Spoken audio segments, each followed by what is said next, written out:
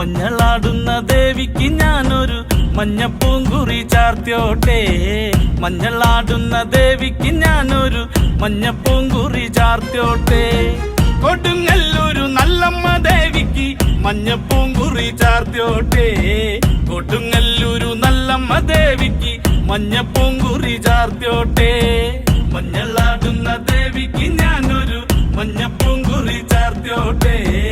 മഞ്ഞളാടുന്ന ദേവിക്ക് ഞാനൊരു മഞ്ഞപ്പൂങ്കുറി ചാർത്തിയോട്ടെ.